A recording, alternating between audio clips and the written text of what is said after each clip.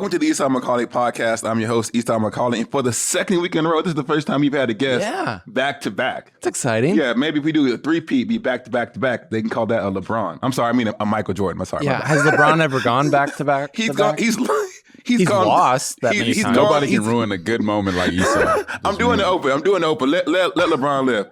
We have Justin Gibbon, who's back on the podcast for a second time. And we have producer Mike, who is just always here because he has to produce. I won't go now. Can I say one quick thing that surprised me? What is that? It being when I came live, because last time I was live. Yeah. I don't know why, but I thought Mike was like 5'7". Mike's like 6'3", right? I am. How tall are you, Mike? I'm like 6'3". Yeah. So wait a minute. You thought that Mike was 5'7", he's 6'3"? So how tall am I then? Yeah, I don't know why. I didn't have any reason to think that. It just how tall am I though? How tall am I? I'm like basically 6'1", 6'2", would you say? All right. No, I'm like 5'11". I just thought maybe he didn't know. 6'2" is a little generous. 6'2" is a little generous. So we're in the beginning of the summer. We're going to be talking about a slightly summer-themed episode. So I thought we would open it up. And I must admit that I said to Justin, I wanted a summer-themed playlist. But what I actually meant was a cookout playlist. So if his is a little bit different than mine, what I have in mind is, what is music that you have heard at the cookout, if you're at the function? And so we're going to go around and everyone's going to give their list. I'm going to let you go first, Mike. No. Oh, okay, I'll go first. Fair. I'll go first. I'm already at such a disadvantage. I'll give you mine. The first one I had was September. Even though it's in the summer, September, the song about September, Earth, Wind, and Fire, that is a guaranteed summer hit. I then had Motown Philly by Boyz II Men, Doo-Wop by Lauryn Hill, and I'm trying to think of the last one I want to do. Outstanding by, is that the OJs? Who did that? Gap Band. The Gap Band. Outstanding. Yeah. Outstanding. So that's my list. September, Outstanding, Motown Philly, Doo-Wop. That's my cookout playlist. What do you got, Justin? So again, mine was a summer playlist, not necessarily a cookout. First one I had was Roy Ayers' Sunshine. And so that's like old. My dad put me on that like the first day I was born. So that's the old school one. I like Lecrae Cruising. I think that's Church Clothes 3. I thought that was a really good one. Oh, yeah. Dom Kennedy, Still Me, which I think is on the From West Side with Love for the first album. And then CeeLo from Goody Mob, My Kind of People. All these should be clean versions, people. Okay. Okay, then what do you got? All right, so. And I'm shocked that you didn't do, since you thought summertime, you didn't get like Fresh Prince, DJ Jazzy Jeff, Summertime? Come on, man. That's too commercial, dog. Okay. Excuse me. A summer classic. I can't believe that. Go ahead. Speaking of a little too commercial, let me tell you my playlist. Okay, what do you got? So I'm at a disadvantage here, being the white guy here. Do y'all not have cookouts? We do, but the music, it's a little bit different. It's a little different. And I thought about trying to pretend like we were cooler than we are, but I'm just going to lean into it. So number one, I have Margaritaville by Jimmy Buffett. Okay. So I'm sorry. So Margaritaville is what's the main theme of that song? Drinking margaritas. Okay, drinking margaritas. Yeah. Okay. Go ahead. All right. And then we were a little bit more saved over on your side. But go ahead. I see. Freedom in Christ, Esau. Okay. Life is a Highway by Rascal Flatts. Okay. No, I've heard of Margaritaville. It's never been played at a function that I was at. Okay. And then I have Sweet Caroline by Neil Diamond. Okay. You know what? I've heard that. You know what? Wait. Okay. Yeah. Go ahead. And then classic. I don't have it on my list, but I've heard it. Okay. Shake It Off by Taylor Swift. I want to show her some love after our last week's conversation. It felt like I want the Swifties to know I'm on your side, unlike Justin. When he said "Shake It Off," I think of Hey Ya. When he said "Shake It Like a Polaroid Pic," I didn't even. It took me a while to get that off. Is it? I know I've heard "Shake It Off," but I'm not gonna sing it. Does she just say "Shake It Off" over and over again? In the chorus, that's usually how songs work.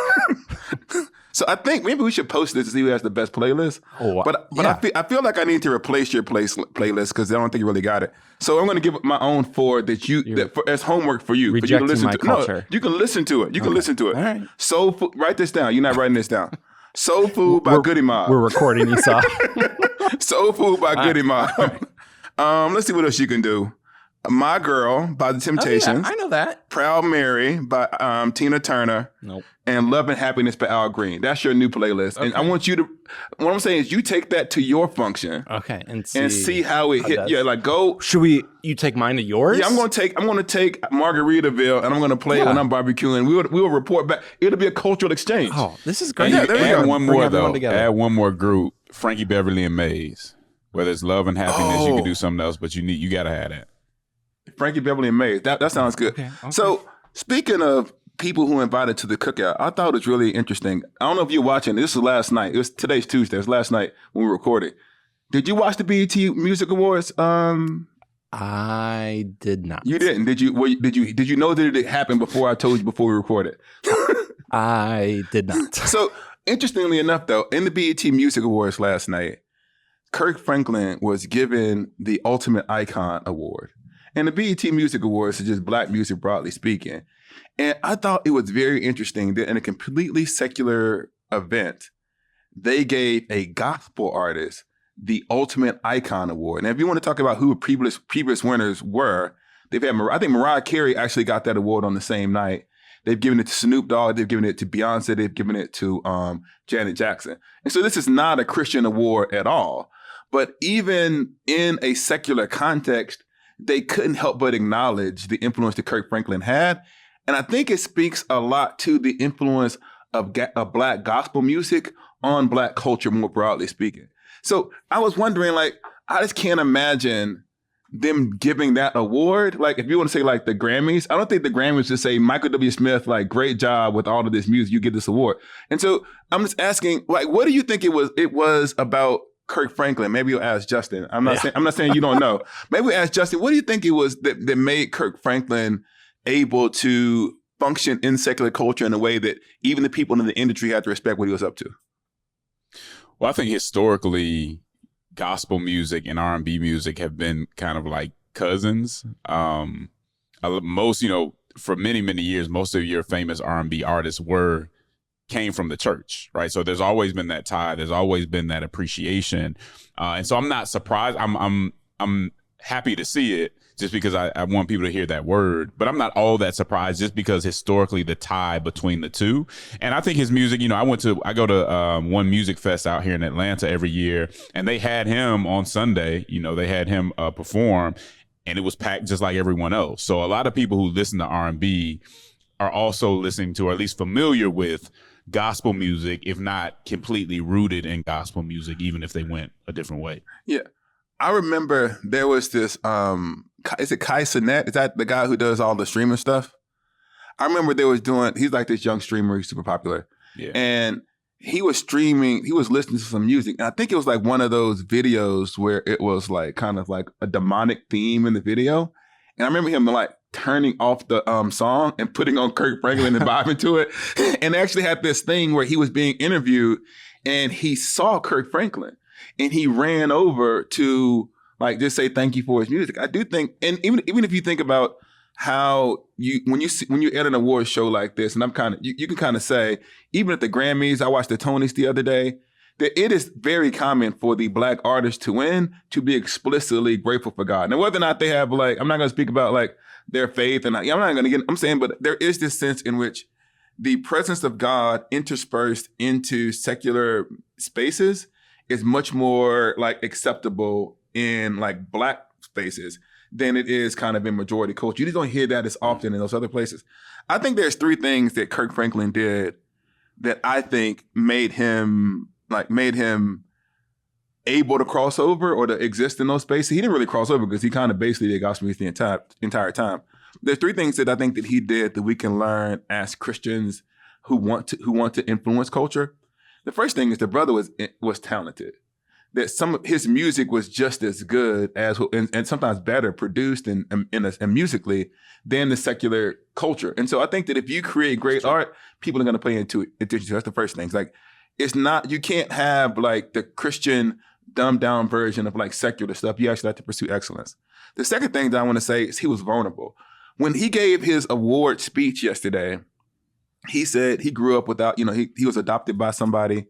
And he said he felt like nobody loved him until they heard him play songs about God. And it was a really vulnerable moment. And he was actually saying, he said, thank you all for like supporting me as I process my pain. And so he never presented his faith as something that was pure in the sense that he never had any struggles. So I think he was vulnerable. And if you listen to a lot of his interviews kind of over time, he was often like that, transparent about his struggles, and he's authentic. The last thing I think that Kirk Franklin did, because he isn't perfect, nobody's perfect, he often admitted his mistakes. He's kind of gone, I've seen him on a couple of occasions and say, okay, I made this decision, I made this move, but it wasn't the best. So I think that if you feel like I want to influence culture, he doesn't downplay the gospel in his music. It's clearly, explicitly Christian. And so, but what he did is he made it excellently. He was vulnerable without, I think, compromising some of his core principles. And when he made mistakes, he kind of admitted it. And so for people who want to influence the culture, I think you can have Kirk Franklin as a pretty decent role model. I agree. I got nothing to add. What was your other favorite part of the BET Music Awards? I liked that one part when they played the music. And I thought that was really good. Yeah, okay. I'm glad. There's something wrong about how Esau sets Mike up for stuff like this all the time. But I do want to say real quick, shout out to Kirk Franklin for writing Looking For You or performing Looking For You just in general. Yeah. There's some of the toughest times in my life that I pulled that up and it helped me get through. So shout out to him on that. I think he did Silver and Gold for those of you who are like Kirk Franklin is. I think he did Silver and Gold at the BET Music Awards last night. Yeah, I think that's right. Yeah, that's what I remember too. So Mike, I'm sorry, you're right. We appreciate having you on the podcast. You are a positive presence. This is the warm hug of affirmation right now. And we will turn to Mike's Corner early. Oh. And give you your moment. What a treat. And so Mike's Corner, what do you got for us today in Mike's Corner? We have an article from the New York Times. Is it okay for your kids to rot all summer? Okay. Some parents are choosing to forego high-intensity camps and activities for their children in favor of weeks of unplanned time. They call it kid rotting. Kid rotting. So it's this idea that we live in a day and age where there are more and more activities and camps, and parents feel the pressure to put their kids in these kind of activities and camps so that they can have better resumes when they go off to college and this, that, the other. And apparently, in some places, there is some pushback to this. Called kid. So let me ask you: were you a camp person when, like, as a kid? What was summer for young Mike? Were you just outside? I was a kid rot person. I mean, outside. I never did camp, and it was just playing with the neighbors and riding bikes and trampoline and all that stuff. Did you go to any camps or anything as a kid, Justin? I was primarily a latchkey kid, man. Yeah. So if I had my bike, I might be like 9 years old, just riding through the Denver streets, miles away. Yeah. I did go to summer fun camp one time, but it wasn't like a camp where you're like learning and all that. You just going swimming and kicking it. Yeah. So mostly just a latchkey kid. That's a good conversation though. So can I add something to that? Go ahead. So me and my wife had a very similar conversation about our oldest son, right? Do we want, everything to be structured? And we kind of landed in the middle. So he'll have some time just to figure out what he wants to do and ride around. And then he'll have some time on the other side. So it's a conversation worth having for sure. So when I was a kid, it was just outside. I was in Alabama, so it was hot. So we wake up in the first part of the day before it got too hot. We would play basketball, play football, even play baseball. And then when it got hot, we play spades from like 11 to like 4. It was like spades and dominoes. It was too hot outside. And then when it started to cool off, we go and play basketball and football again. And also, there were video games in between there too. The only thing that we did that was structured was VBS. Y'all go to VBS? Yeah. So that was like 1 week during the year we would go to VBS and we would play that. But there was this one time, because my mom, she was on the school board.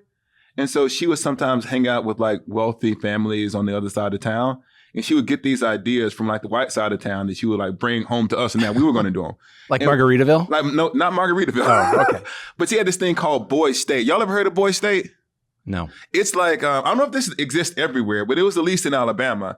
And the point of Boy State was they teach you about civics and about government. And so you go to, it's like Monticello. It's like this town where there's the college, all of these kind of middle or high school kids. I forget how old I was.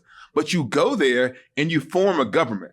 So you form like a House and a Senate, and you campaign, and you can like run for different offices. So you learn a little bit about how it's like a civics camp. Yeah. So I went there for a week. I think I was like the only Black kid there.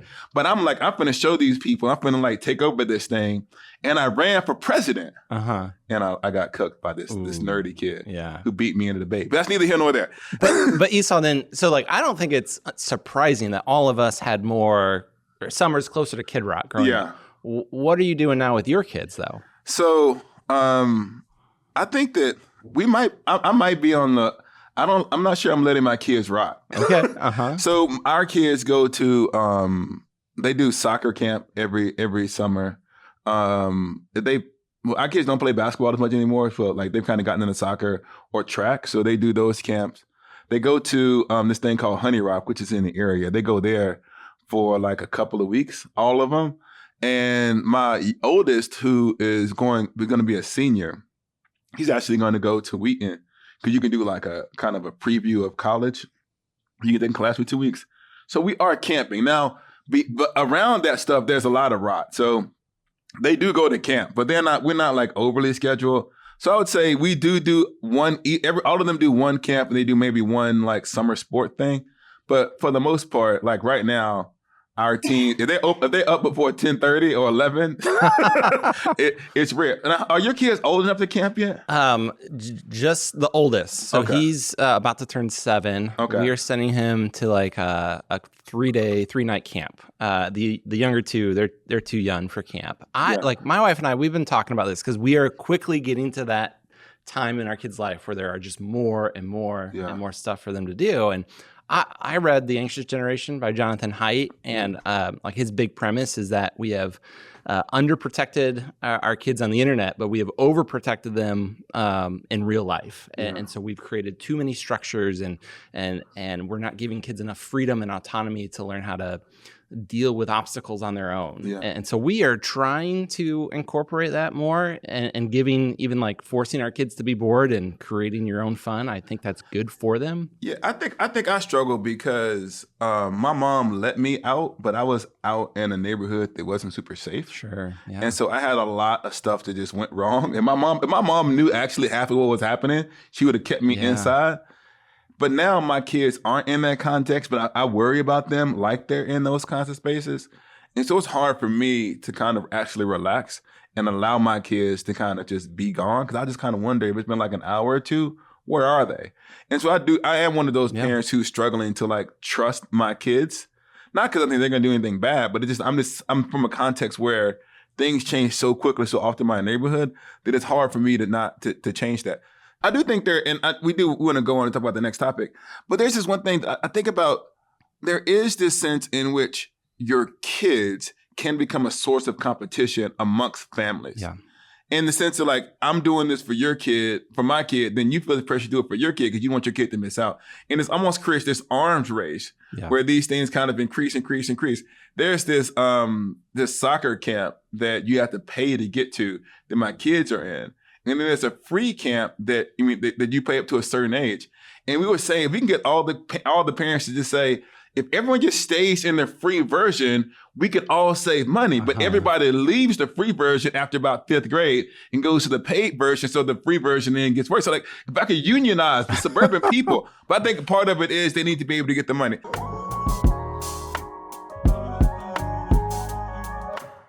Hi, it's Esau. If you're looking for another fascinating podcast that touches on religion and spirituality, I have the perfect recommendation for you. The Signal Award-winning show, No Small Endeavor. As a friend and recent guest of the podcast, I can truly say it's worth a listen. Produced by Great Feeling Studios and PRX, No Small Endeavor explores what it means to live a good life. Each episode, host Lee C. Kemp sits down with special guests like pastor and theologian Tish Harrison Warren, civil rights hero Reverend James Lawson, and one of the world's most influential living theologians, Stanley Hauerwas, to discuss how their faith shaped their journey. If you're looking for a place to start, check out their recent episode with Americana songwriter Drew Holcomb, in which he unpacks how creativity is a way to overcome fear, make something that didn't exist before. It's a beautiful heart-to-heart. Don't miss out. Follow No Small Endeavor on Apple Podcasts, Spotify, or wherever you get your podcast. Field got him doing football numbers, only half is grown. He was acting grown.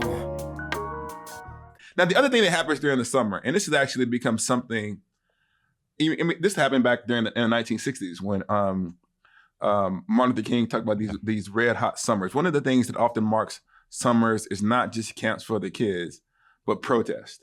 The summer of 2020 with George Floyd, it feels like it's often during this time of year that something happens that kind of galvanizes or raises consciousness around the church and around the world as relates to issues of justice. So Justin, help us understand, for those of us who do not know, put on your AND campaign political analysis hat and help us understand what was going on with ICE and the protest in Cali. So within the last week or so, ICE, which is the Immigration and Customs Enforcement, really turned up the heat. It turned up the heat, especially in Los Angeles, I think in Los Angeles County. I want to say it's the more eastern side of Los Angeles. Yeah. And so it was, there were some high profile raids that had a lot of people out there upset. And so it starts with, I think, when they first started raiding and kind of grabbing people, they took them to a detention center. And so some people in the community, along with a politician, went to the detention center to protest. And that's where it starts. So, and at this point... So can I ask you a question? I know they were saying something about, forgive me, I don't know a lot about California, LA geography, that they went to like the garment district or something where there was like a high Latino population. They pull people out of work. Do you have any understanding what exactly was offensive about this particular raid that stirred protests? Was there something distinctive that they were doing, or is it just the way? I think it was the aggression of it and where they were going into. So yeah, they were pulling people out of their jobs. There was somebody, and I don't know how real this is, but there was something that's been kind of going around the internet where they were pulling kids right out of camps, stuff like that. Yeah. Or things of that nature. But I think it goes back to the posture and the tone that we've seen from ICE in general since Trump has come in, right? Yeah. And so initially you have community members who are saying, hey, this isn't right. They're protesting.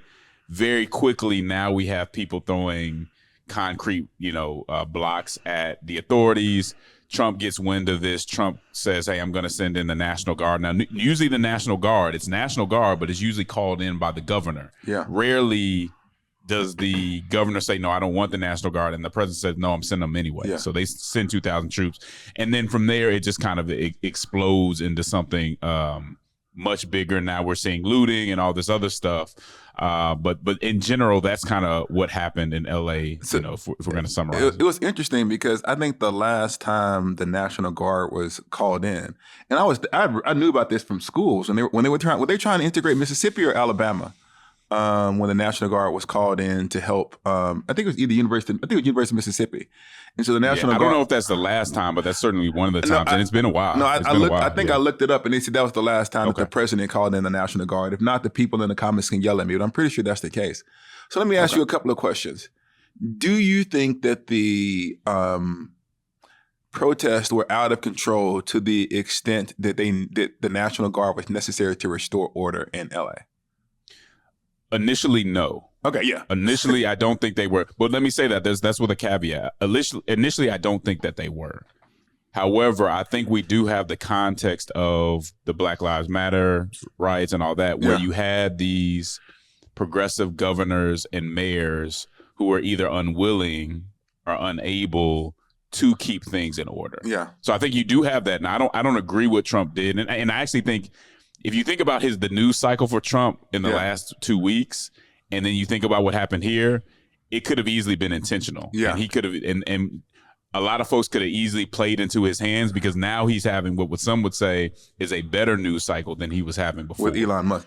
So I feel like there's a couple of things when I see this that I struggle with. The first one is, I think that every single person, this is kind of like these core Christian theological convictions. Every single person is made in the image of God. And that means that it's not just the what we do, but the how we do what we do. And so if there are people who are here illegally and we decide that we're going to deport them, I think that we have to treat them in a humane manner. And then we have to treat them with the dignity they deserve, and they get due process and all of those things. So I think that's part of it. And so I think it is fine for people to say, hey, the way that these people are being treated is inhumane. even if we're going to enforce the law, we can enforce the law in a humane manner. So that protest, I understand, and I feel like as a Christian, you can kind of support it. I do think that we also run into this same news cycle every single time there is a protest about any issue. So it starts off peaceful, and then a few people or whatever happens, the agitators come in, they do something violent and something stupid. And then like the right-wing media says, look, they show you these, this was actually happening. But then the other thing I'll say, because we want to advocate for whatever the cause is, I think the people who are sympathetic to the protesters will sometimes downplay like some of the violence. And so how do you get that balance between saying, let's not lose focus on the actual issues that are underlying this, the humane treatment of people, but how can we also acknowledge that sometimes the violence does impact people, because the neighborhoods that are often destroyed when there is a riot, I'm not saying there's a riot in LA, but when these riots actually happen, it's usually poor Black and brown neighborhoods that are impacted by it. Well, I mean, you're echoing my frustration with this whole thing of it feels like there are actions being done by the Trump administration that are worthy of protesting. Yes. It feels like every day I'm seeing articles that U.S. citizens are being detained and for hours before they're released by ICE because they're just gathering up everyone with brown skin. And yet, protesting in the street, you're right, it's going to go violent. And Justin, I think you're right. It's exactly what Trump wants. He's an expert marketer. Yeah. He's had a terrible few weeks of headlines. And what would be better for his base than seeing him stand up against these liberal crazies who are burning down their city? But then it just feels like, well, what are we supposed to do? Well, I think that I don't think you probably meant it the way that you said it. You said like, well, protesting in the street turns violent. That's not necessarily I think it has rarely been the case that the majority of people who protest are violent. And I think that what happens is we're very quick to focus on the people who are being violent. But I think that what we have to be able to do is say two things at the exact same time. It is a First Amendment right to protest. That's the first thing. But secondly, as a Christian who believes in the image of God, we should stand on behalf of the vulnerable. But at the exact same time, we have to be able to say, you can't be attacking those electric cars. There were some images of them, like people who are attacking electric cars. And so like, you can say, I see those things. It's not representative. It needs to be dealt with. And I feel like the media needs to be able to be sophisticated enough to tell a complex story.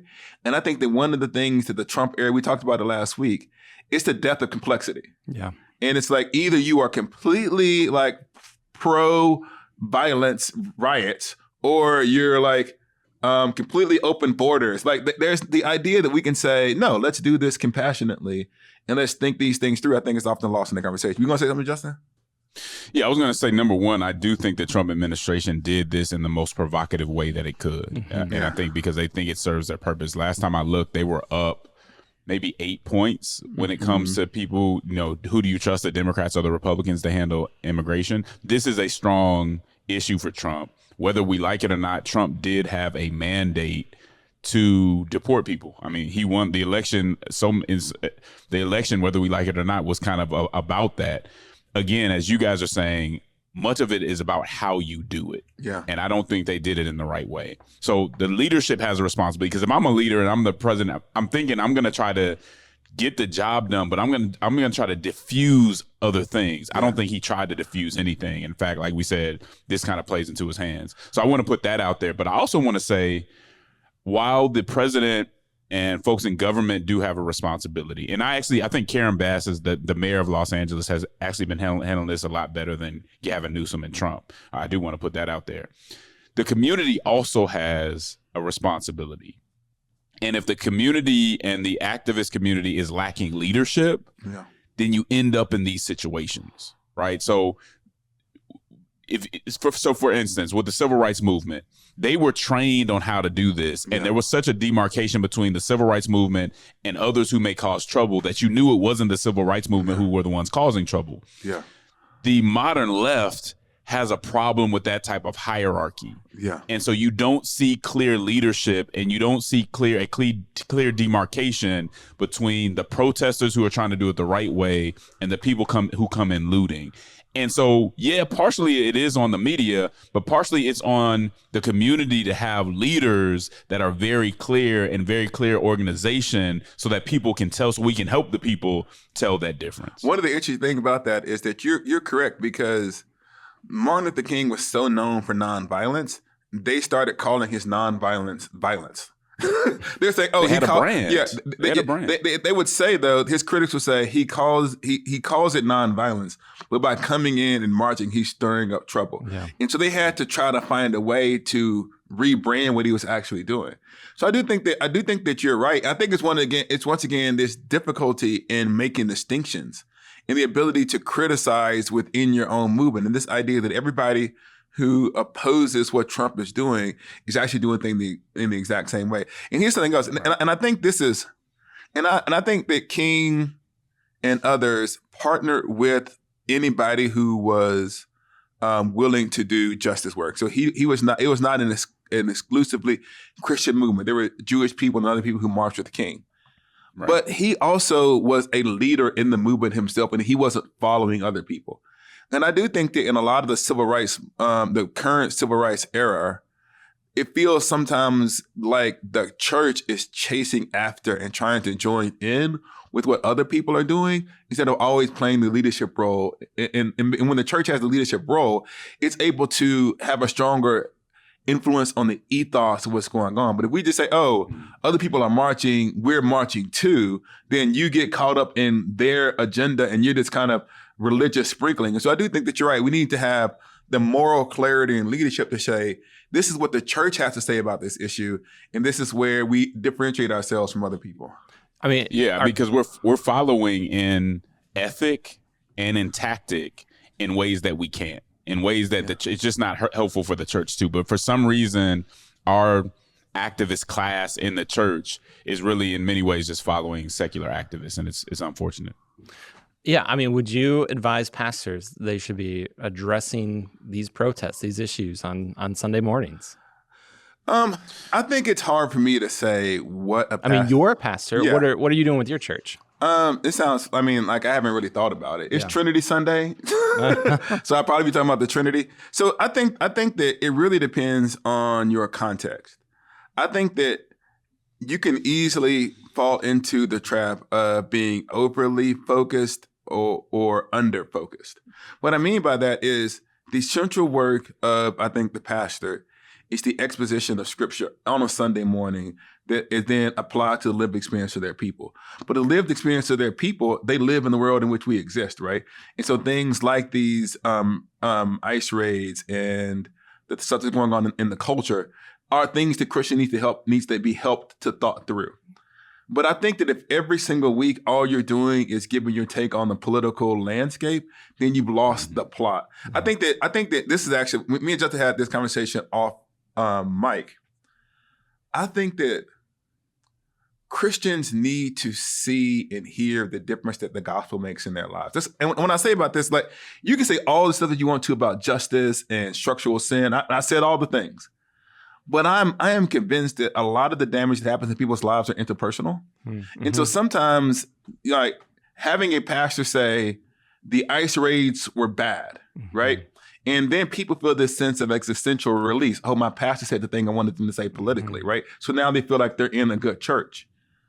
But that's not going to help you actually treat your wife and children better, or treat your actual neighbor. And so, yes, I think that it's important for a pastor to be prophetic and to speak publicly about these things. But I also think that, like, structural sin and interpersonal sin are part of what it means, or dealing with those things are part of what it means to be an effective follower of Jesus. And I think that pastors need to be able to do that. And I actually think a lot of young people, at least some of them, are saying, yes, I get all of that stuff, but tell me about Jesus and how I'm going to live my Christian life. And I feel like there is some burnout on the relentlessness of the news cycle, because there has been a Trump story every single week. It feels like there was national news of the entire first 3 or 4 months of his presidency.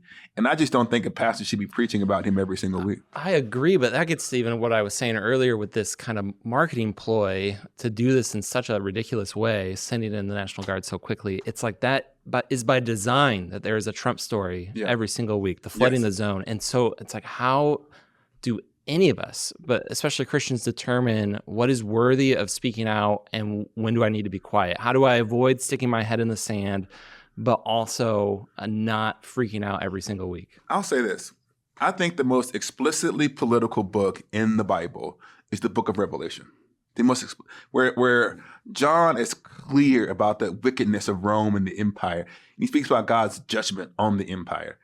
But the book of Revelation also has the most explicit depictions of the worship of the lion and the lamb. And so I think that, and there's a way and people are going to mishear this, but I want you to understand what I'm saying.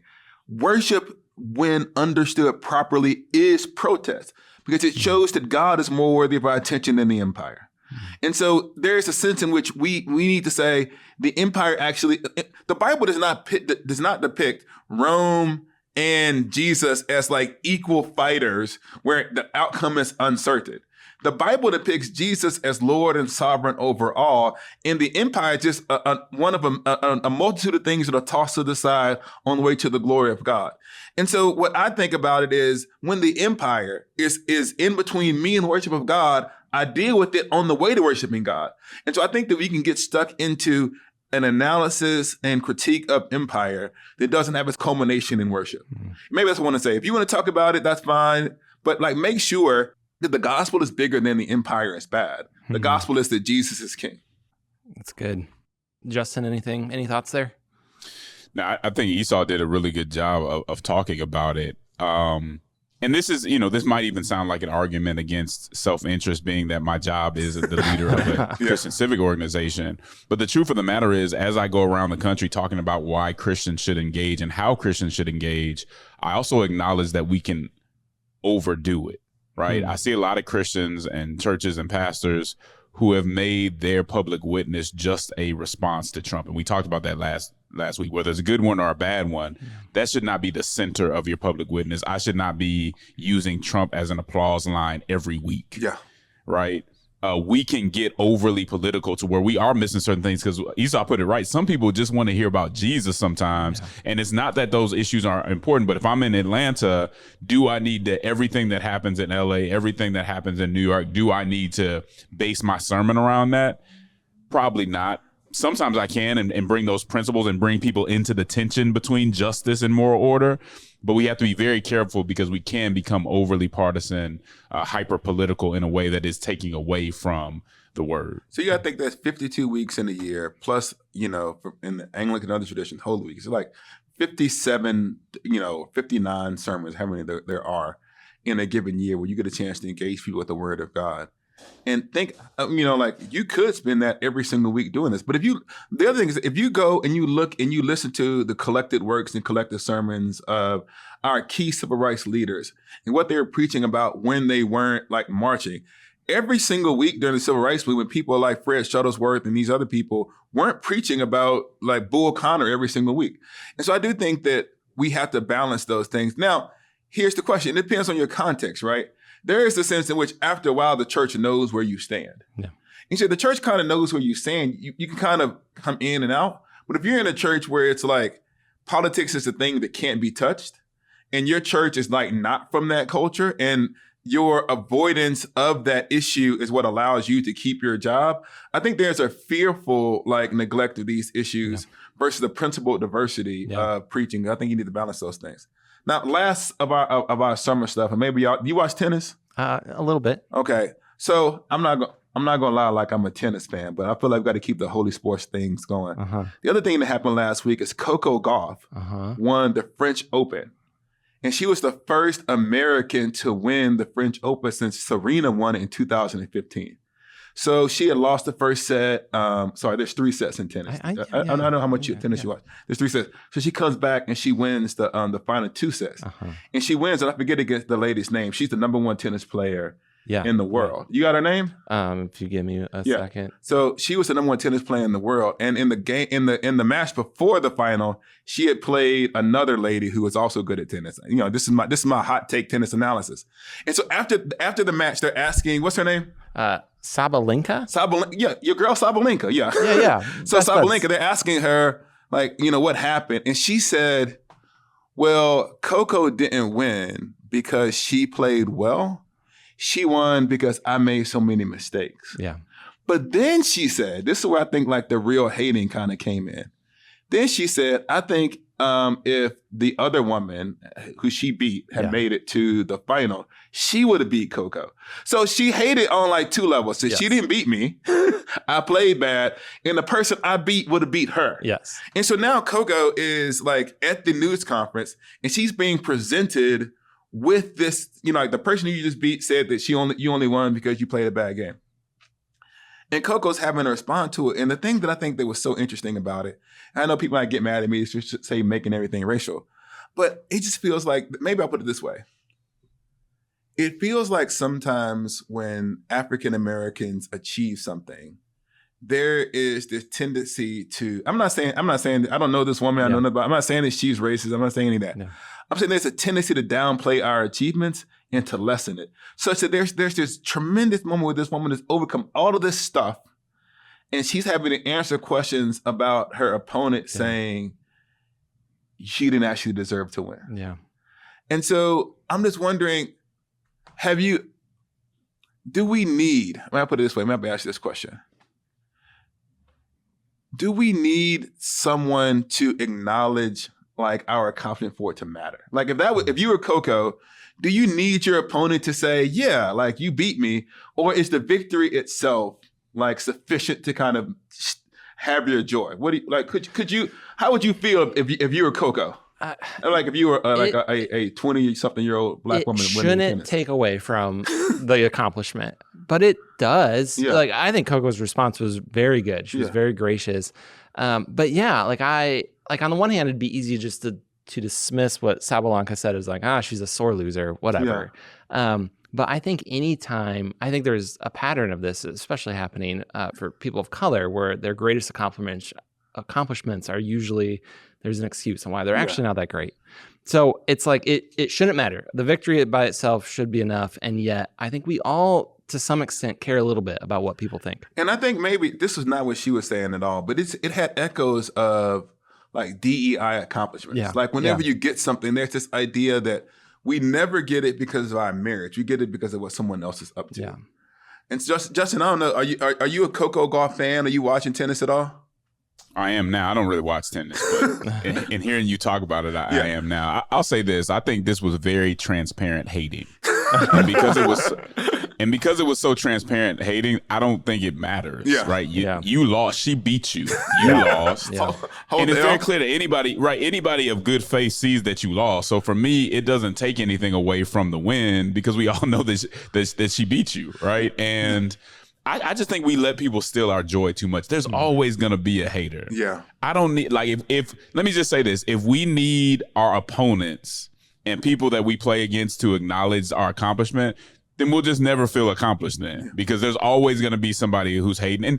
And I don't know this woman's motivations. They very well could have been racial. I'm just not close enough to it. Yeah. And I think sports always has like racial undertones. Like that's just part of almost the tribalism of sports and all that. But we see folks hate on each other all the time too, though, right? Like, I mean, I could easily say, you know, Chris Paul or somebody like that say something about somebody else who won. Man, they didn't really win. They're not that good. Yeah. We beat ourselves. I don't think we'd be doing all that. And I just think when it's transparent hating, when somebody you can't let people steal your joy that easily. You won. There's millions of people that know you won and see you as being the champion right now. Take that and you know, but I brush everything else off. The reason I think about it is because I feel like I'm the kind of person who is impacted by this kind of stuff. Yeah. I'm never going to win the French Open, but sometimes when you're successful, you do hear the people like say negative stuff about you. You know, so like one of the things that happens because of the stuff that we do here at Holy Post and some of the stuff that I write as an academic, they'll say, "Oh, you know, Esau, he's not a real academic. He's the popularizer." And so that's the way of saying that because you do stuff like a podcast and your books are kind of written accessibly, you're not a real academic because, you can't write these certain kinds of books. Or even when you see people who are on the internet who just like say negative stuff about everything that you do, there is a sense in which you kind of, there's a part of you that at least a part of me that had to kill, I'll put it that way, when I'm in my most spiritually healthy, to say, I don't need other people's affirmations of God's call on me to do my work. But I think it would be dishonest. I mean, do you like it when people criticize producer Mike? Well, I was just going to say, or maybe the Holy Post. I was just thinking that that was a good word. And even though I have people in my life saying, I'm not a co-host, I'm not a big part of a successful podcast, I'm just a producer, that it's my time to listen to some Margaritaville, get pumped up, and my time to shine. So you're saying that when people try to downplay your accomplishment on the podcast, you shouldn't let the haters get to you? No, I don't think so. I think I will just ignore the hate that I sometimes feel coming from this side. But here's what I was saying too. Like, I'm not saying that you don't hear it. Like somehow you just don't hear it or don't care at all. At the end of the day, I'm not gonna let it steal my joy. Yeah. Because there'll always be somebody out there, and I almost feel like we think we can control that, or one day the world will be so pure that nobody will ever do that. There's always going to be somebody else that does that, and you hear it. But I think we need to find ways within our community and others to not let it take too much out of us. That's my point. You're right, and I think that you're correct. And maybe sometimes you might have an opportunity to directly confront the people who hate on your accomplishments. And if that's the case, that's a win for you. So I want to say to everyone, don't let the haters get you down. If God has called you to do it, everybody doesn't have to celebrate your success. If God celebrates you, and he's already seen everything you've done and called it good. Thank you for listening to the Esau McCauley podcast. Thanks for coming again, Justin. Thanks for having you around, producer Mike.